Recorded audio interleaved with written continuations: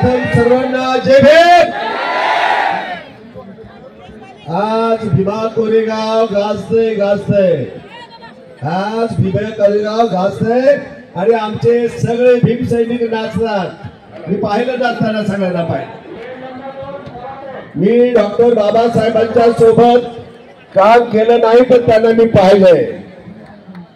मी doctor Babasaheb आंबेडकरांचे सूर्यपुत्र भैयासाहेब आंबेडकर यांच्या सोबत काम केलेलं आहे। मीराताईंच्या सोबत काम केलेलं आहे आणि आज आनंदरावजी आंबेडकर साहेब यांच्या सोबत मी काम करतोय। आणि या सभेला बौद्ध महासभेचे प्रमुख भीमरावजी आंबेडकर या ठिकाणी हजर झालेले आहेत। तुम्हाला त्यांना पण ऐकायचं आहे, आनंदराव साहेबांना पण ऐकायचं आहे। ज्या वेळेला डॉक्टर बाबासाहेब आंबेडकरांचं महापरिनिर्वाण झालं त्यानंतर डॉक्टर बाबासाहेबांच्या कल्पनेतून डॉक्टर बाबासाहेब आंबेडकरांनी जे खुलं पत्र लिहिलं होतं त्या खुल्या पत्राप्रमाणे बाबासाहेबांच्या रिपब्लिकन पक्षाची स्थापना 1957 झाली आणि लगेचच 3 ऑक्टोबर 1958 हा पक्ष फुटला। हा फुटलेला पक्ष भीमरावजी आनंदरावजी हा एकत्र करण्यासाठी मी माझं आयुष्य घालवलं। पूर्ण आयुष्य घालवल्यानंतर सुद्धा हे फुटलेले लोक एकत्र आले नाही आणि म्हणून मी असं ठरवलं आता आनंदराव आंबेडकर साहेबांच्या सोबत काम करायचं आहे। आणि ते काम करायला मी सुरुवात केल्यानंतर त्यांनी मला आदेश केला की काकासाहेब तुमचं वय झालेलं आहे, आता घरात बसा। मी म्हटलं घरात कसा बसू, मी घरात कसा बसू? डॉक्टर बाबासाहेब आंबेडकरांचं रक्त जे आहे हे घरात बसू देत नाही। आणि म्हणून मी या संविधान बचाव यात्रेचं काम शिरावर घेतलं।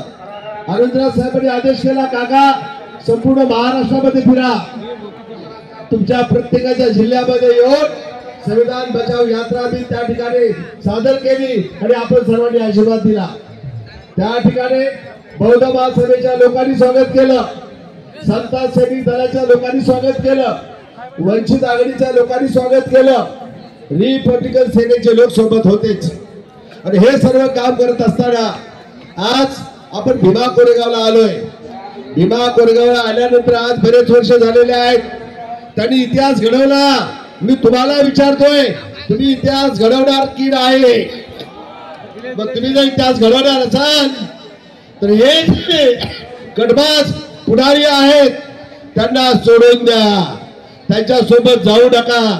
त्यांच्या सोबत जे जातात ते स्वतःच्या फायद्यासाठी जातात। डॉक्टर बाबासाहेब आंबेडकरांनी आपल्याला खूप दिलं, खूप दिलं, इतकं दिलं की त्याच्यावर आज तुम्ही जगता आहात। म्हणून ती कडूबाई गाणं बोलते तुम्ही खाता त्या भाकरीवर म्हणे बाबासाहेबांची सहाय हो। हे गाणं त्या कडूबाई गाते, तुम्हाला ते गाणं आवडतं म्हणजे बाबासाहेबांचे विचार तुम्हाला आवडतात, बाबासाहेबांचे गाणे तुम्हाला आवडतात। मग बाबासाहेबांच्या रक्ताने जी सुरुवात केलेली आहे बौद्ध महासभेला, त्या बौद्ध महासभेमध्ये आपले भीमरावजी संपूर्ण देशात फिरतात, बाहेर फिरतात। बाळासाहेब आंबेडकर यांनी देखील संपूर्ण महाराष्ट्रात पेटवून काढलेलं आहे आणि पेटवून काढल्यानंतर आज ते वाट बघतात की बाळासाहेब आंबेडकरांच्या सोबत जातील। बाकीच्या लोकांना थरकाप झालेला आहे। कारण त्याचं असं आहे जो काँग्रेस पक्ष होता त्या काँग्रेस पक्षामधूनच कम्युनिस्ट पक्ष बाहेर पडला, त्या काँग्रेस पक्षामधूनच RSS बाहेर पडलं आणि काँग्रेस पक्षामधूनच भाजप सुद्धा निर्माण झालं। आणि आज त्या भाजपच्या सोबत जे स्वतःला आंबेडकरीवादी म्हणतात त्यांच्या सोबत जाऊन ते खेळत आहेत, त्यांच्याबरोबर जाऊन ते काम करत आहेत। त्याचा धिक्कार केला पाहिजे तुम्ही सर्वांनी, अशी मी तुम्हाला विनंती करतो। आज या जातीवादाने संविधान वाचवण्यासाठी आम्ही प्रयत्न करतोय। प्रत्येक कलम बदलण्याचं काम त्यांचं सुरू आहे आणि हे काम सुरू असताना मला तुम्हाला सांगायचं आहे संविधान आहे म्हणून तुम्ही आहात, संविधान आहे म्हणून लोकशाही आहे आणि संविधान आहे म्हणून डॉक्टर बाबासाहेब आंबेडकरांची जनता आहे। ही जनता संविधान वाचवण्यासाठी पुढे धावून आली पाहिजे अशा सोबत तुम्हाला मी विनंती करत आहे।